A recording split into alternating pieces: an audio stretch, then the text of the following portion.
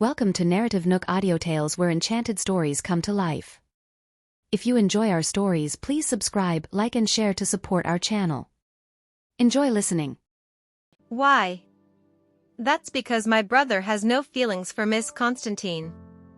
Will there be any losses if your brother fails to go through with the engagement? Eva asked anxiously. I'm not too sure about that either. We might have to transfer the corresponding amount of company shares based on the loan from back then to the Constantine family. The Constantines have never asked us to return the money because it was considered their daughter's dowry. A bitter feeling surged through her heart. Does that mean Louis will have to pay a heavy monetary price to the Constantine family if he marries me? What about Miss Constantine? Does she have feelings for Louis? She inquired further. For a moment, Julian didn't know how to answer. Lucy Constantine was in love with his brother, but Louis had never even looked at her way before. In any case, she would not willingly allow the engagement to be dissolved so easily. Eva, don't think too much about this. I'm sure my brother will have a solution to this situation, he reassured. I understand. Eva nodded as she understood something. Miss Constantine is probably in love with Louis. That's why the Constantine family would rather refuse the money and force him to fulfill the contract instead. Julian returned to filming his scenes and Eva decided to head back to her car. At this moment, her phone rang. She picked up her phone and saw that it was an unfamiliar number. Hello, who is this? Hello, Miss Duncan. I am Lucy Constantine, Louis's fiancée. An aggressive voice came from the other end of the phone. She had just entered her car when she received the phone call. Taking a deep breath, she answered the other woman politely. Hello, Miss Constantine. I recently saw some rumors about you and Louis online. I don't know whether they are real or fake, but I'm guessing that they are fake. In any case, it's probably just a ruse for you to gain some popularity. Eva listened and denied the claims. You're right. The rumors are fake, not real. I have heard many stories about how people in the entertainment industry would use any means possible to increase their standing. Eva, I'm sure Louis played a huge role in your achieving your current position, but it's fine. You are earning money for him after all. I understand. Thank you for your understanding. My father has started discussing our marriage recently. If nothing goes wrong, you will be able to attend our wedding this year. Lucy had a confident voice as she spoke. That's great. I will come if I have the chance to, Eva answered. Do you know why I'm so confident that I will marry Louis? Leaving aside the debt that his parents owe to my father, we also have a contract in place. If he refuses to take me as his wife, then he will have to transfer 20% of his company's shares to my family. The value of those shares when converted to money is not something you can begin to understand. Even if you are Eva Duncan, I don't think that any man would be willing to pay such a high price for you.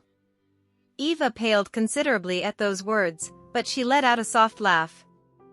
Miss Constantine, I don't fully understand what you're saying.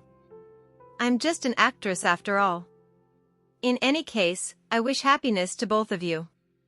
It doesn't matter whether you understand or not. What matters is that you understand the gravity of the situation. Lucy hung up after she finished speaking. At that, Eva sighed softly. It turns out that the situation is more serious than I ever imagined. I never expected our relationship to involve such an astounding amount of monetary interest. She closed her eyes in exhaustion. The idea of running away came back again in full force, to avoid causing any trouble for him. She sincerely did not wish for Louis to pay such a heavy price just to be together with her. It was enough that they once loved each other deeply. There was no need to be together for the rest of their lives. The intense preparations for a grand wedding were currently taking place in Averna. As the heroine of the wedding, Queenie passed every single day in a good mood. What's more, she discovered that she was carrying the crystallization of her love just this morning. She was pregnant. The elders of the Manson family were overjoyed by the news. After all, they finally received the long-awaited news about their future grandchild. Nigel had not wanted his wife to experience the hardships of pregnancy so soon, but Queenie had chosen to let nature take its course instead. She had fallen in love with the idea, especially after seeing the young girl from the Presgrave family. Therefore, she was wondering in excitement what her first baby with Nigel would look like. Would the baby look like him? Or would it look like me? Would it be a boy? Or a girl? In any case, Queenie was not stressed by her pregnancy, and she simply wanted to naturally welcome her first baby into the world.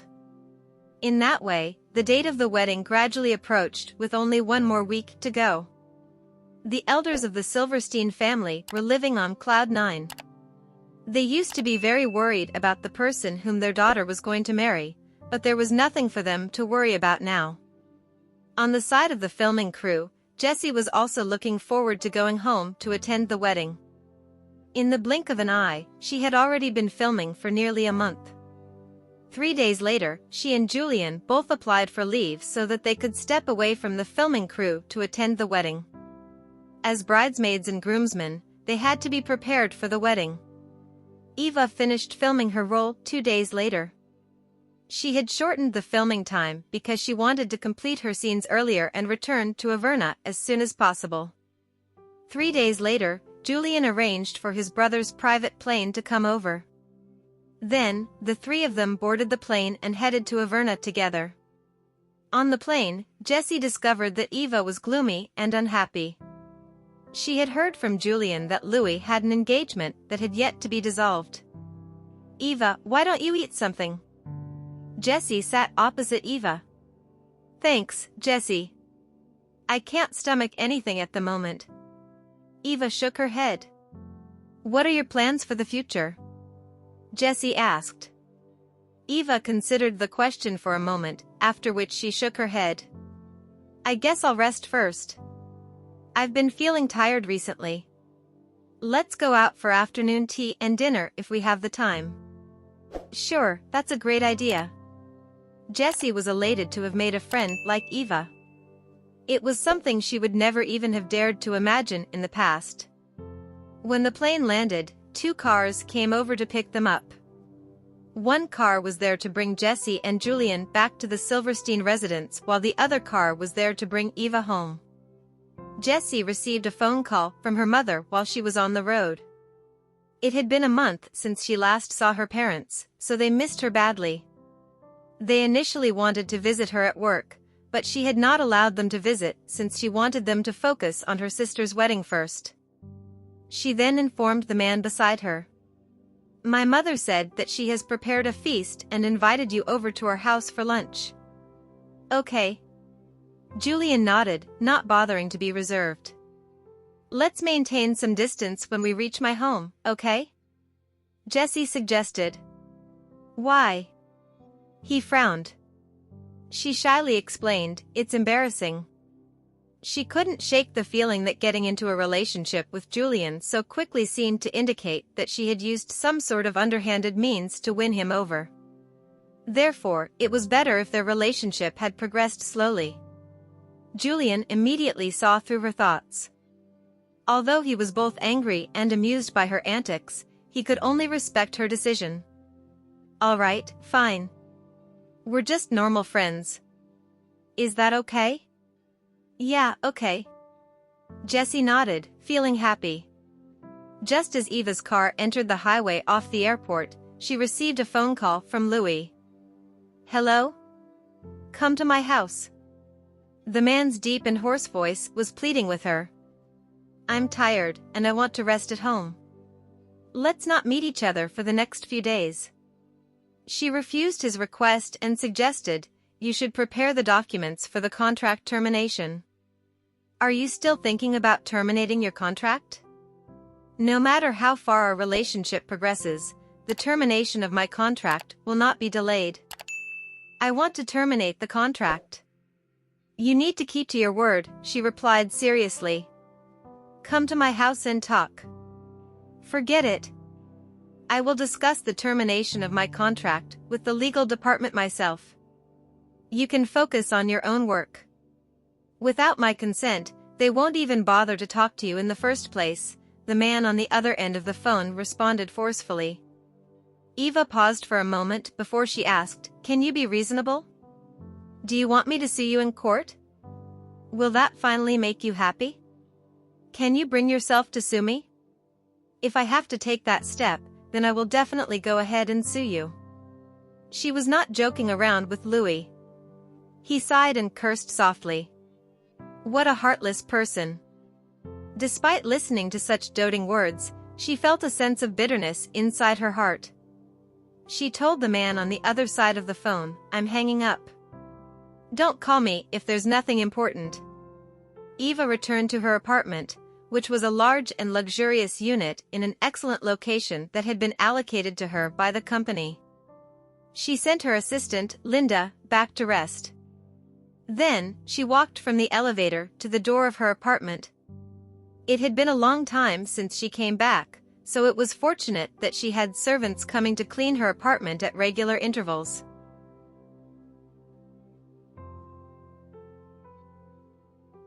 Eva opened the door and walked into her apartment. Then, she suddenly saw a men's suit on the sofa and couldn't help tensing in fear at the sight. Who came to my house? Is there somebody in my house? She was descending into a full-blown panic attack when she suddenly recalled that the security system of this community was one of the best in the area. There was no way anybody could enter her house that easily. Just as her heart was threatening to jump out of her chest, she suddenly saw a figure emerging from the balcony and walking toward her. You're back. As soon as she saw this person, she yelled, How did you enter my house? It was none other than her employer, Louis. Don't you know that the company has a copy of the key for all the houses that are allocated to you? She remained silent. Is that his reason for barging into my house? That's so unreasonable. I told you I need to rest. Hurry up and return to your company. After saying that, Eva put her luggage down and turned to walk toward her room so that she could get some rest. However, at this very moment, Louis' slender but firm arms circled her waist from behind. I missed you. I missed you so much. Her body stiffened for several seconds, but a numbing current soon surged from the soles of her feet to the top of her head. His very aura was attracting her, so much so that all the cells in her body were reacting to him. Let go of me. Eva struggled hard to free herself. I'm not letting go. You refused to come to my house, so I had no choice but to come to yours instead, Louis said hoarsely. He had to meet her today. Otherwise, he simply could not focus on anything else. She spun around to face him, hoping to use her eyes to chase him away. Contrary to her expectations, she was captured by the deep affection in his eyes as soon as she made eye contact with him. She couldn't bring herself to say any harsh words to him, so she could only beg him. Please leave. I'm begging you. Be that as it may, he caressed her cheek and held her lower jaw gently. Lifting her face slightly, he planted a kiss on her lips. I'm not going anywhere tonight. I'm going to stay right by your side. She closed her eyes in helplessness. His kiss made her entire heart tremble in response, and she couldn't stop herself from hugging him tightly. He leaned down and carried her, then he walked toward her bedroom. Her rebellious intention to resist his advances seemed almost pitifully ineffective in the face of this man. At the Silverstein residence, the elders of the Silverstein family happily welcomed their second daughter home. They had missed her terribly after not seeing her for an entire month. At the same time, they were also very welcoming toward Julian, who came home with her. Mr. Gilmore, thank you for taking care of Jessie during this period. It's nothing. It's what I should have done. I heard that you're Nigel's best friend, so you can already be regarded as family. We have troubled you greatly, Brandon said. Maggie held her daughter's hand and pulled her daughter to the sofa. Then, she sat down and observed her daughter. "You've lost weight. You've lost weight again. You should take the time to increase your nutrition intake while you're home these few days." "Mom, I didn't lose any weight. I ate very well." Jessie laughed. She was somebody who couldn't gain weight no matter how much she ate. However, she had to control her food intake now that she was filming. What about Queenie and Nigel? They went to the wedding planner to prepare the final touches of their wedding. "We'll go out and have a lavish dinner tonight. Young Master Julian, please join us later," Maggie invited. Julian smiled and nodded. "Sure, Mrs. Silverstein." Lunch at the Silverstein residence was a scrumptious feast. After Julian finished eating, he received a phone call from the company. There was an advertising contract that he needed to discuss, so he had to go back to the company for the discussion. He ultimately had no choice but to leave early. When he was about to depart, Jessie walked him to the car. It felt as though they had spent an entire month together, so she felt a little reluctant to see him leave. "Call me if there's anything," he said, seemingly reluctant to close the car window that was rolled down. "All right. Go on. I'll see you tonight." After seeing Julian off, Jessie went back inside to accompany her parents. Maggie had prepared many gifts for her, including jewelry and formal dresses. These were items that her mother had bought for her because they seemed to suit her well. "Mom, I'm planning to visit the orphanage in the afternoon and bring some presents over for them. We'll go with you." "No need, Mom. I can go alone. I'll be back after a short chat with the director of the orphanage." "All right. Please stay safe." At 3:00 p.m., Jessie prepared many gifts and brought them to the orphanage. It so happened that a reporter was skulking around the entrance of her house, especially after he had followed her from the airport. News regarding her was very valuable recently, so he did not leave. He later followed her car when Jessie left the house. He was surprised that her destination turned out to be an orphanage. Not to mention, he could easily take many pictures of the yard from his car. He watched as she gave out presents, held hands with the children at the orphanage, and chatted with them happily. She even hugged and coaxed a crying child. The reporter couldn't help feeling a little heavy-hearted after taking so many pictures. He originally wanted to sell pictures of her negative activities, but she turned out to be such a kind lady instead. She did not bother to maintain her image as an idol and seemed completely indifferent about getting her clothes dirty. In fact, her smile around the children was bright and happy. In the end, the reporter sold the pictures he took to some media outlets at a low price and left. That evening, the media published these pictures with the caption, "The most beautiful smile." The Jessie in the pictures was the real her, not a pretentious version of herself. Her smile, when she was with the children, was very infectious. As a result, the fans who were starting to follow her learned about her honest and kind nature. Compared to the idols who posed for pictures, those pictures and videos of her made others aware of her sincerity. The number of her fans abruptly increased as a result. When Jessie returned home, she received a phone call from Lexi telling her that she had been followed during her trip to the orphanage in the afternoon. On the contrary, she was unhappy about being publicized in this manner because these were things that she should have done in the first place. In any case, there was nothing much she could do as the photos had been reposted countless times. Fortunately, her fans loved her very much and did not perceive her in a negative light due to this incident. That night, the two sisters finally met each other at the restaurant. Queenie held hands with Jessie. Although they looked very similar, it was easy to differentiate between the two ladies. Meanwhile, Nigel called Julian and invited the latter over for dinner. It didn't take long for Julian to appear. Inside the restaurant, the two equally handsome men were a sight to behold. They caused all the serving staff passing by to experience an increased heart rate, and even the female guests couldn't help sneaking glances at them. However, they soon noticed the pair of women holding hands and chatting away happily behind the men. The sight left them sighing in amazement. What good-looking couples! These two couples were simply too good-looking to be true. Some people also recognized Julian and Jessie as idols but did not dare to approach and greet them. Julian generally gave off the impression that he was a cold and unapproachable noble. That was why his fans knew to keep their distance and not disturb him even when they ran into him. The two elders of the Silverstein family had been waiting for the arrival of their daughters at the restaurant. When they saw those four walking in together, they had the feeling that Julian would eventually become part of the family.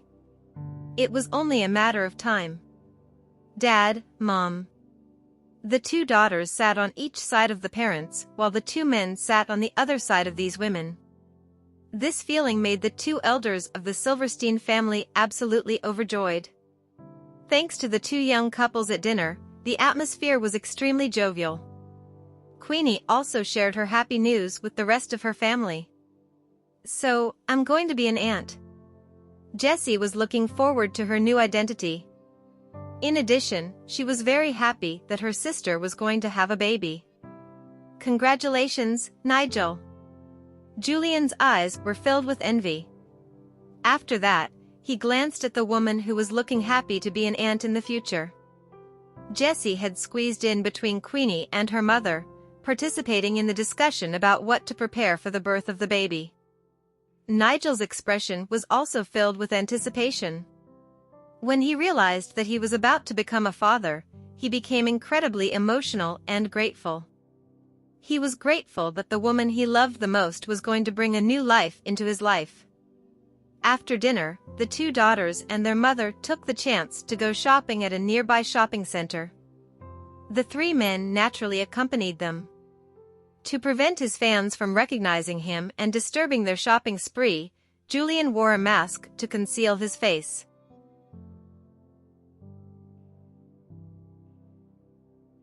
Unfortunately, many reporters were lurking in the shopping center. One of them was initially following another celebrity, but his sharp eye had spotted Jessie and Queenie among the crowd. He was immediately stunned. Jessie is part of a twin? That was an extremely rare piece of news. Moreover, if he was not mistaken, the two men following behind them were the president of the Manson Group and Julian Gilmore. The old man accompanying them was also very familiar, as he could often be seen gracing the front page of the business magazines. Thus, the reporter hurriedly took pictures of this unexpected group of people browsing the shops.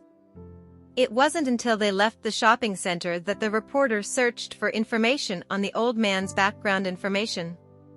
Sure enough, he was right to think that the old man looked very familiar. The old man turned out to be Brandon Silverstein, a renowned giant in the food and beverage industry. It would seem that Jessie was his daughter and the second daughter of the Silverstein family. Unexpectedly, the information uploaded on the internet claiming that she had entered the entertainment industry without any backing was completely wrong. Not only did she have a strong family background, but her sister was also married to the future head of the Manson Group. No wonder Julian was willing to go shopping with her. It could be seen that the Silverstein family's daughters held incredible charm. They shopped until 9:00 p.m. Nigel then brought Queenie home while the two elders of the Silverstein family brought their youngest daughter home. Likewise, Julian returned to his apartment. Early the next morning, a drowsy Jessie received a phone call from Lexi, informing her that there was a new scandal being circulated in the media. She forced her sleepy eyes open and read the article about her. The title was "The Mysterious Background of the Newly Debuted Actress, Jessie Silverstein." When she saw the picture of their entire family shopping together last night, she propped her chin on her hand with a sinking sense of helplessness. She was coming to realize that she no longer had a private life since she entered the entertainment industry. It didn't matter where she went because she would still be photographed.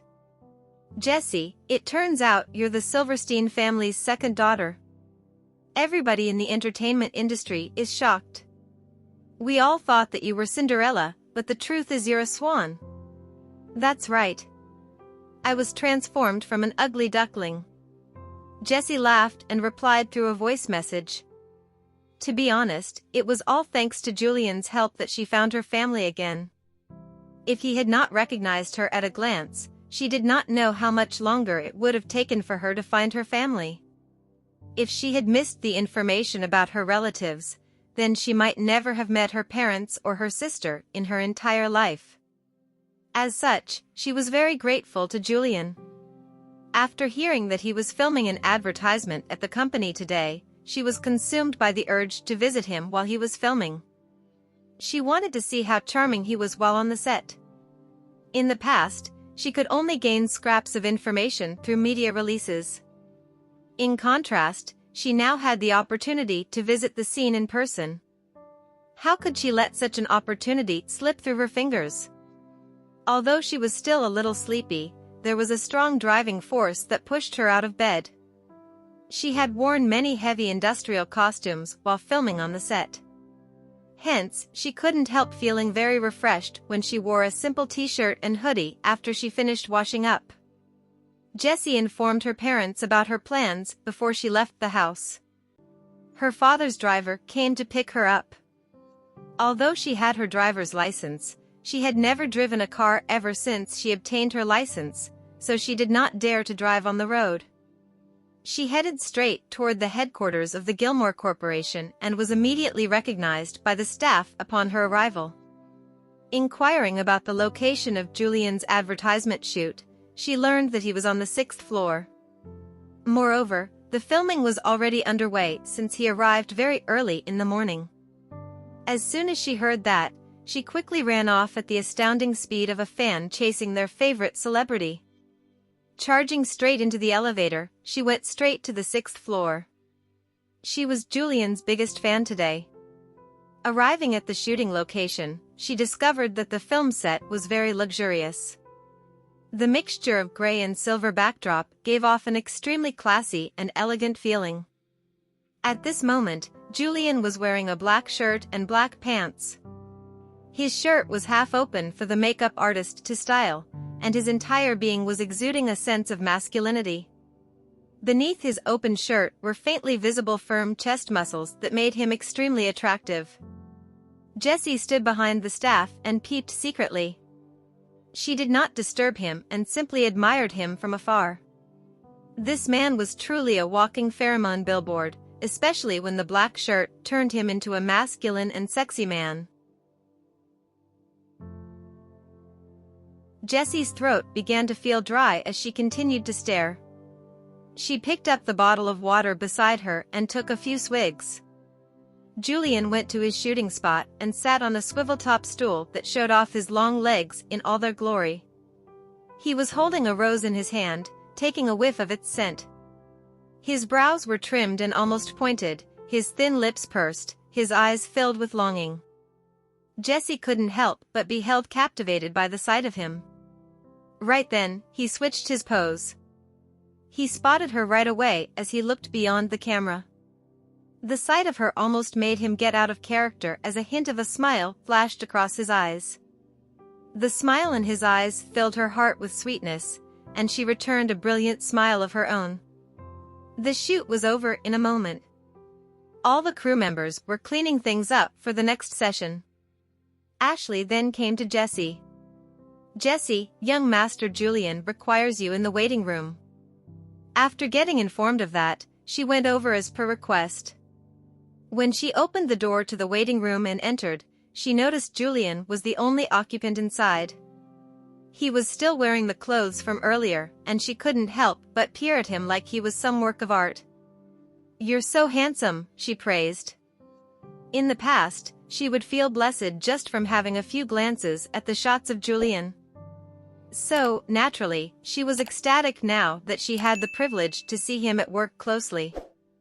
Julian cocked his eyebrow upon hearing that. "Do you like it?" He wished for her approval. "Of course. In fact, I love it," Jesse spoke with passion and enthusiasm. He extended his hand. "Come here." She took a seat on the couch and caressed his clothes. "Silky smooth," she remarked in her mind. "You came here quite early. Did you come here for me?" He narrowed his eyes as he asked. Her cheeks burned, but she confessed, "Yes, that's right. It's my day off. I'd have slept in if it were not because I would like to see you." A contented smile tugged on his lips. All of a sudden, he leaned into her, and she ended up lying on the couch in an attempt to keep some distance between them. He placed his hands on either side of her frame, pushing himself up. The silky shirt he wore slid down and revealed his sturdy, sexy abs. Julian had never shown his abs to anyone, but now she could stare at them as much as she wanted. It would have been a dream come true if she could touch them, but the position we're in is quite awkward. What is he trying to? Jessie's thought was cut short when he leaned down and kissed her forehead, and she closed her eyes out of reflex. That forehead kiss was as far as he would go, or at least that was what he would do at first. However, now that she was playing along, he might as well take up on her offer. He moved down to the tip of her nose and gave it a peck. Then, he started moving downward again and pressed his lips against hers, sucking on it softly now and then. Her mind went blank out of shock, but her heart pounded loud and fast out of embarrassment. Oh my gosh, we're kissing in the waiting room while the crew members are all going around outside. This is going to be embarrassing if we get found. But his kiss is just so gentle. She instinctively held his lower torso. Holy moly, his fans would kill me if they saw me hugging their idol. After what had happened last time, Ashley was on her guard. A few crew members tried to go into the waiting room to unload some stuff, but she stopped them. "Sorry, but young Master Julian is doing something important inside. He will not take kindly to any visitors," she said. She had no idea what was happening inside, but her job was to keep her boss' personal affairs away from the public's prying eyes. Eventually, Jessie found herself leaning on Julian's chest, his hold on her tight. A moment later, the hug ended, but she could still feel the strong thump of his heartbeat smashing against her chest. Oh God, this is so embarrassing. She had never even held a boy's hand before. This was her first relationship, yet her boyfriend was the man of many women's dreams. Thus, she had yet to learn how to deal with this kind of stuff at times. "I hope I didn't scare you." Julian looked at her, amused. Jessie shook her head and met his gaze. "You didn't. I like kissing you." His heart leaped with joy upon hearing that. He leaned down and pecked her lips. "So, do you now understand how I feel about you?" Of course, she did. Still, she had a hard time believing in all of this as everything felt like a dream to her. "Do you like me?" That was her insecurity speaking. Solemnly, he answered, "Yes." Jessie rested her head on his chest and stared at his collarbone before reaching over to touch it. Julian huffed, "Stop touching." "Hey, you just kissed me, so why can't I touch you?" "That's so unfair." "It's only fair if I get to touch him since he kissed me just now." He looked at her with resignation in his eyes. "That's not what I meant. You can touch me, but I can't go out looking like this, you know. You can't expect me to stay in this room forever." Oh, that's what he's trying to say. She quickly got up. I'll go out then." "You do what you have to do." She picked her bag up and combed her hair before exiting the room. She was so embarrassed that she couldn't even look at Ashley, who stood right outside the waiting room. Jessie made her way to the coffee shop on the 3rd floor, but her face was still red. Gilmore Corporation had built the coffee shop specifically for its artists and employees. It was a high-end place. She waited for Julian in the coffee shop, and it was not until 11 o'clock a.m. that he finally showed up. This time, He was in casual attire, yet he looked elegant nonetheless. She couldn't help but steal a glance at him before staring at the ground swiftly soon after. "We're having lunch together. Then, it's free time. You can go wherever you want, and I'll come with you." "Really?" "I can go anywhere I want," she asked, the anticipation in her voice almost palpable. "Yep. Can I go to the amusement park, then?" She had never gone to an amusement park her whole life, not even once. Tickets were too expensive for her back then. Even though she had reunited with her family, she still hadn't had the chance to go to an amusement park. Now that they had time, she wanted to see what that place was like. "And with Julian by my side, this is going to be great." "Sure, I'll go."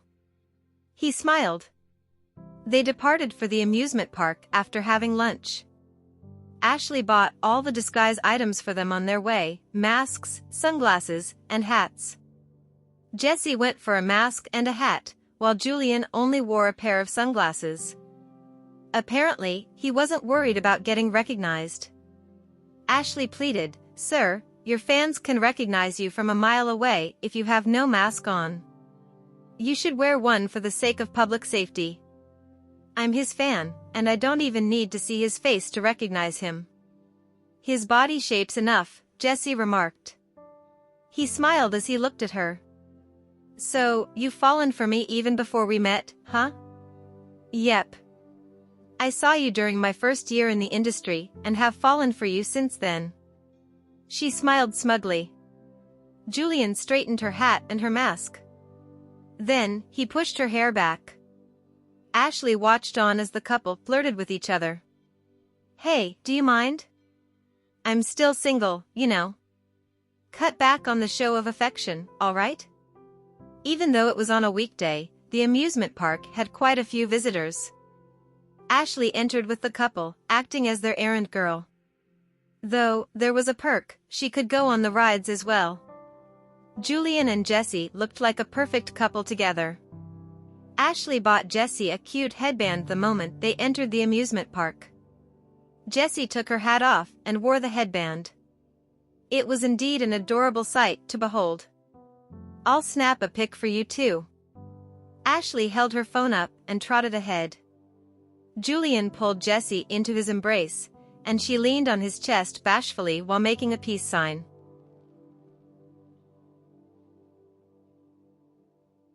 It was a photo taken with a phone, but the couple was gorgeous enough to make the picture look like it was taken with a DSLR.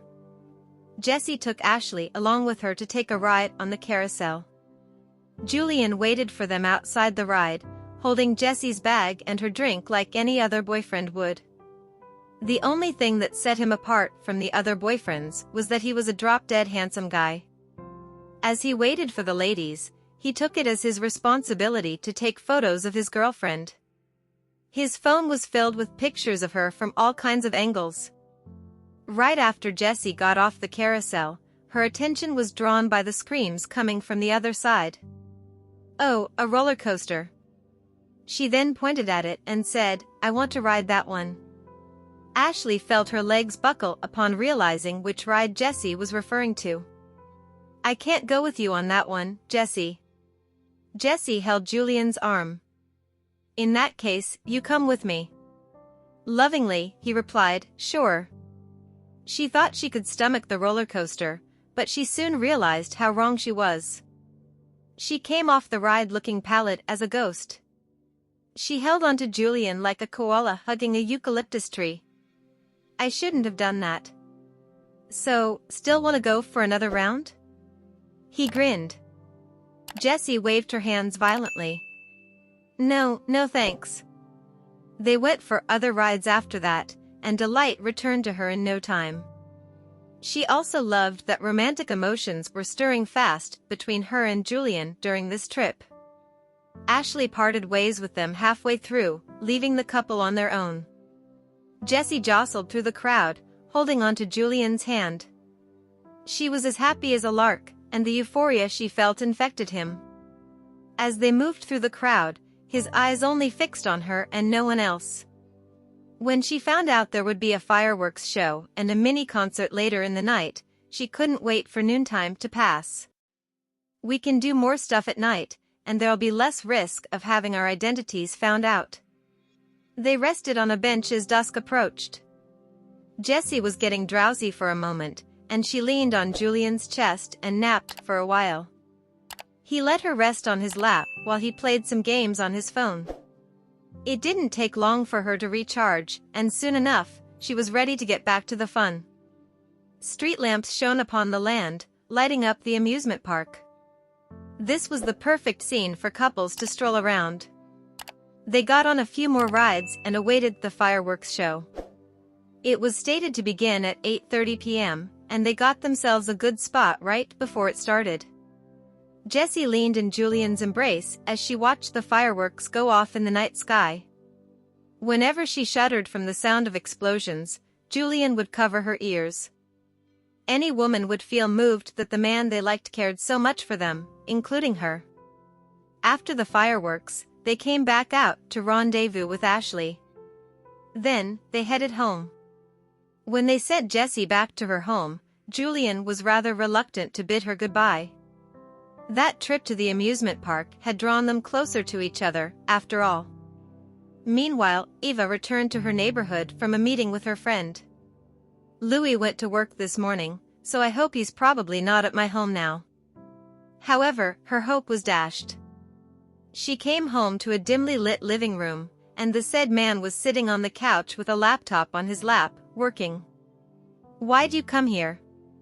God, what should I do with him? You seem to be less than welcoming." He shut the laptop and approached her. Then, he took her bag and said, "Well, I find most places boring. Your home is the only exception. So, do pardon me for the intrusion. God. If this weren't the house I got from the company, I'd have changed the locks ages ago. Are you tired? Up for dinner? I can treat you if you'd like." "Thanks, but no thanks." She shook her head. "I'm full already, anyway." "Wait a minute." She turned her head sharply to look at the man. "Don't tell me you haven't had dinner yet." Ah, she pays attention to details. Louis shook his head. "I haven't. I thought you'd come back home early, but as you can see, my prediction has gone awry. It's already way past 10. You could at least get some supper, you know. I'm not your mom. You don't have to wait for me like a hungry child." "I still have some food my assistant gave me this morning." After a moment of contemplation, Eva asked, "What would you like?" "I'm fine with anything." Louis smiled as he answered. He would love to say he wanted her, but he figured she might get mad and kick him out of her house if he did that. She opened up her fridge. "Let's see. We have some veggies here. It's a bit late, so I'm not going to make anything impressive. I guess I'll just make some poached eggs for him." After making up her mind about what she was going to make, she grabbed the ingredients she needed out of the fridge. She then returned to her room and changed into casual attire before coming back out. Louis was still working, so she entered the kitchen without saying anything. A moment later, he could hear the sounds of cooking coming out of the kitchen, and a smile tugged his lips. "I've been dreaming of this. A gentle wife and a warm, fuzzy home. It's not exactly what I had in mind, but we have got to start somewhere." Inside the kitchen, Eva was putting her utmost attention into preparing some simple poached eggs for him. She also cracked some eggs into it to add some flavor to it. With how famous she was getting, eating out was no longer an option for her. Most of the time, she would cook for herself. Thanks to that, she was now a half-decent cook. Thus, Louis couldn't help but drool slightly at the tantalizing smell of the poached eggs she had made. She came back out and served the food on the table. He shut his laptop off and approached the table. "Smells good," he remarked as he took a whiff. "Care to join me?" "No thanks, I'm on a diet." She shook her head. "Why would you need a diet? You're not even fat. A frown creased his forehead. I hold you every day, and I can tell you're not out of shape at all. Just eat, she said. And you should go home after you're done eating. Louis knew she wasn't trying to chase him off for real, as he didn't sense any bite in her tone. I should finish the food first, he thought. Eva then headed for the bathroom to take a shower. He finished his poached eggs and did the dishes. By the time they were done, it was already 11:30 p.m. She stood on the balcony in her pajamas, uncorking a bottle of wine. Louis came in with a glass in his hand to join her. She stared into the distance, and suddenly, she asked, "So, what are you going to do about your arranged marriage?" The question made him freeze for a few moments. He had wanted to hide it from her, but she still found out about it in the end. How did you know about this? Julian told me. I asked him, so don't blame the guy.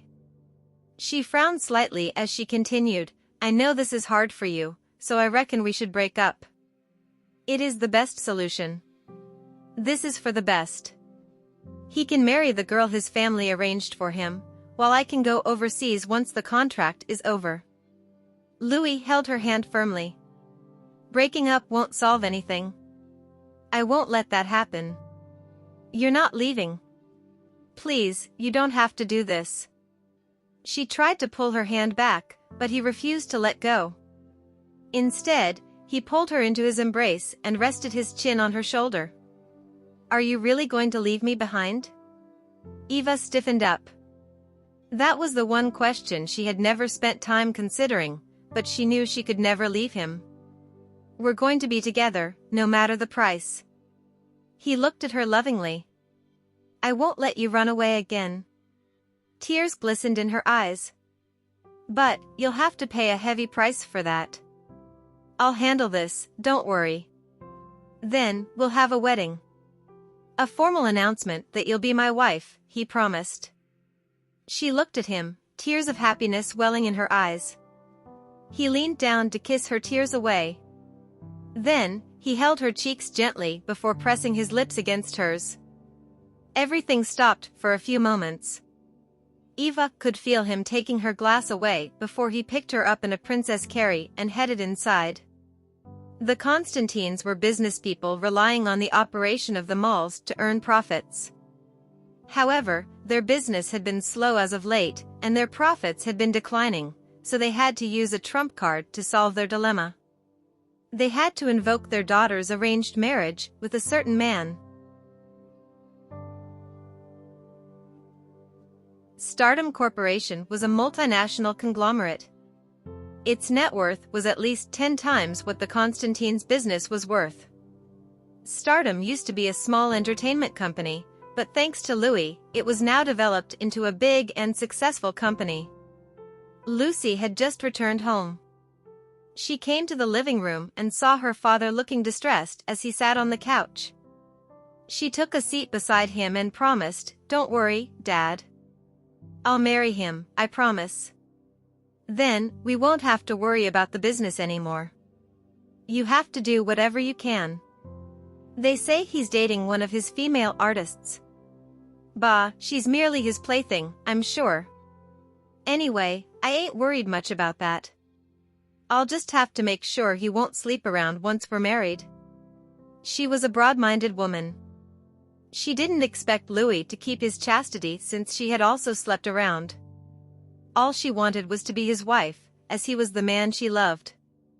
I'll talk to them tomorrow. She wasn't planning on talking to Louis. Instead, she wanted to see Eva, for she was the one standing between her and Louis. When Eva woke up the next morning, Louis was already gone, but there was a slip of paper with a message written on it lying before her bed.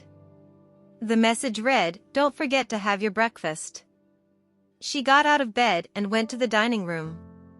A smile crept on her face when she noticed a set of breakfast was already placed on the table. All her life, she was used to living by herself, but now that she had someone taking care of her, it surprisingly felt nice. Just when she was about to have breakfast, her phone rang. She picked it up. "Who's this?" Miss Duncan, I would like to talk to you, a woman said imperiously. Oh, it's Lucy. Eva then replied, sorry, I don't have time. It won't take long, Miss Duncan. It'll only be half an hour. I'll be waiting for you in the coffee shop right outside your neighborhood. With that, Lucy hung up. Eva stared at the breakfast on the table, sighing. Why does she want to talk to me? Reluctantly, she went to meet up with Lucy. Eva saw her in the coffee shop and figured she must have dressed herself up for the occasion. Lucy was quite a beauty, but not as beautiful as Eva. Everyone knew Eva as the most beautiful woman in the community. She looked just like a goddess, and most people didn't have looks of her level. Lucy stared at her with envy hidden deep in her eyes. Miss Duncan, I heard you're living with Louis. Do you wish to marry him? She cut to the chase. Eva mused for a moment and nodded. I do have that idea, yes. I would advise you to give it up. Our marriage arrangement is bound by law. You're the homewrecker in our relationship. Should your fans know you seduced my fiancé, that'll be it for your career. The look on Eva's face changed slightly. Mind your tongue. You two haven't even married yet, so I'm not a homewrecker. We will be married soon, though. What will you do when that happens, Miss Duncan? What are you trying to say? Fury was starting to boil within Eva. I'm telling you to leave him. What makes you think you can do that? Eva narrowed her eyes. Lucy had been bossy from the moment they met.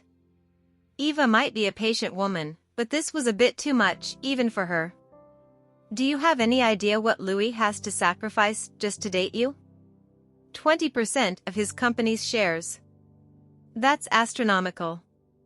Unless he marries me, my family reserves the right to claim our shares in the company. Silence took Eva. Do you really think you're worth that much? If his company runs into trouble, all his love for you will turn into resentment. Men like Louis love nothing more than their work, Lucy sneered. He doesn't love you as much as he loves his work. Thank you for listening. If you have enjoyed this story, please like and share so others can see it too. Also hit the subscription button and notification bell so you can be notified on our next release. Thank you for your support. God bless you.